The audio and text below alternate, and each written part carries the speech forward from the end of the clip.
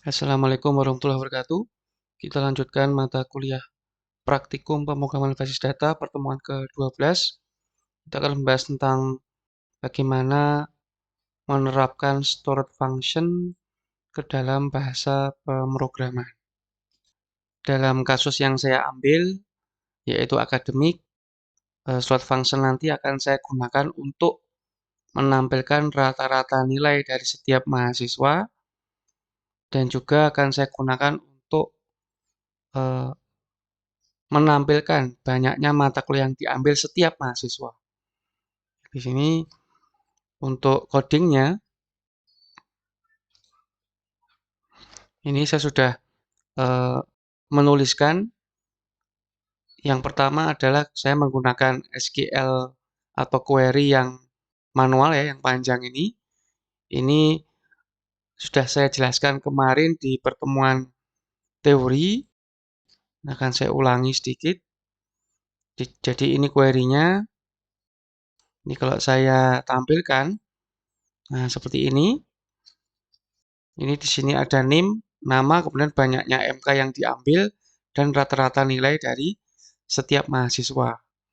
Ya, di sini tampilkan NIM dan nama ya. NIM ini saya ambil dari nilai underscore MHS, tabel nilai underscore MHS, kemudian nama saya ambil dari tabel MHS, kemudian count NIM ini untuk menampilkan banyaknya mata kuliah yang diambil dari tabel nilai underscore MHS. Kemudian adalah rata, ini adalah function yang saya buat sebelumnya, stored function ya, dengan nama rata, kemudian parameternya adalah NIM. Ini sudah saya buat sebelumnya di sini ya.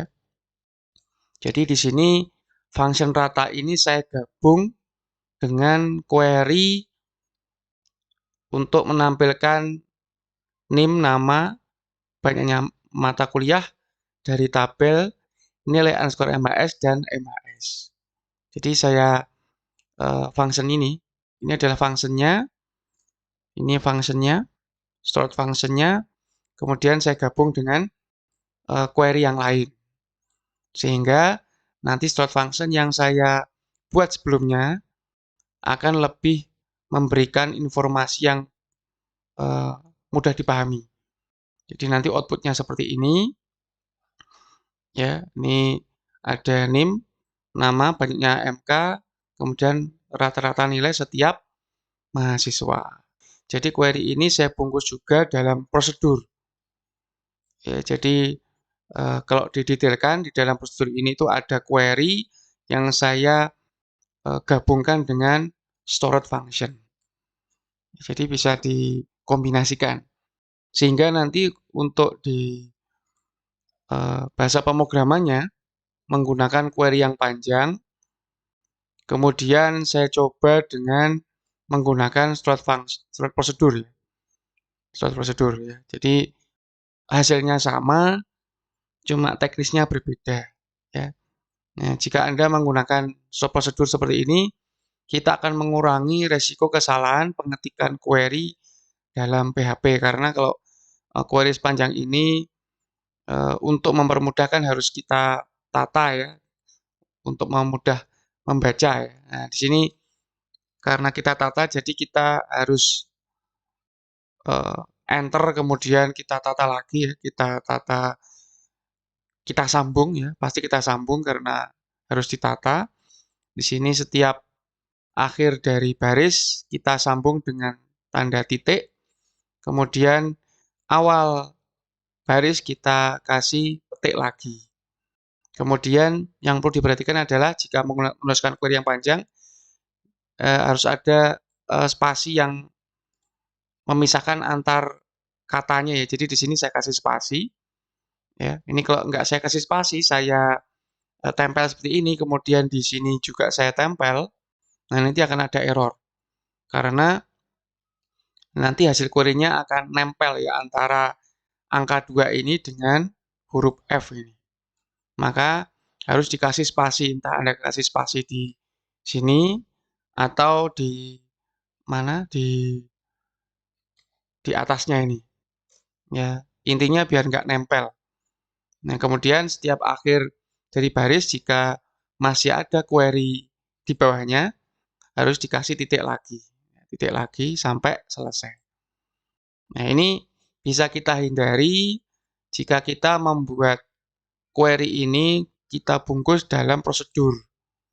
Ya, tentunya Anda bikin dulu di sini, ya, kemudian di eksekusi, nanti akan tampil di sebelah sini ya. Juga akan tampil di sini MHS rata. Nah, ini. Nah, kemudian baru kita bisa panggil ya. Jadi ini kalau saya eksekusi hasilnya akan sama dengan query yang panjang tadi.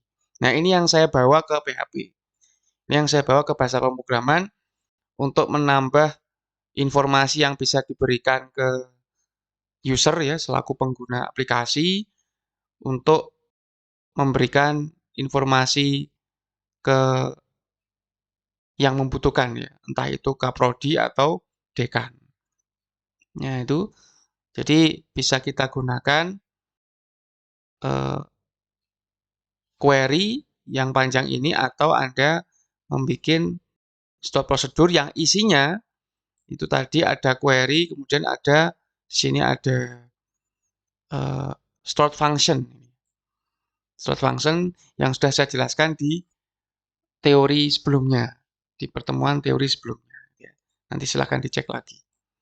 Jadi itu, kemudian setelah saya masukkan query-nya, di sini saya eksekusi, $count, kemudian SQL rata, underscore rata, saya masukkan ke data underscore rata, kemudian saya looping, saya masukkan ke $D, kemudian $D1, kemudian saya tampilkan di sini, saya echo name, nama, banyaknya MK, ya, kemudian rata 2. Jadi ini itu saya ambil dari isi query di SP-nya atau jika Anda pakai query yang ini berarti diambil dari sini.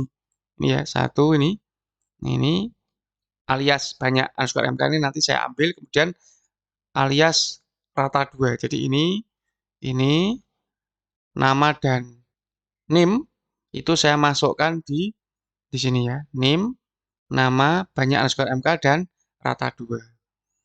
Ya, sehingga bisa tampil seperti yang ada di sini. Ya. Nah, ini akan tampil semua mahasiswa yang mengambil mata kuliah dan tentunya yang sudah diberi nilai ya. Nanti akan tampil di tabel ini. Gitu ya. Itu yang bisa saya sampaikan di praktikum ini. Nanti semoga bisa Anda pahami dan Anda bisa masukkan ke kasus Anda masing-masing bagaimana menerapkan stored function di bahasa pemrograman. Saya akhiri sekian untuk pertemuan hari ini. Assalamualaikum warahmatullahi wabarakatuh.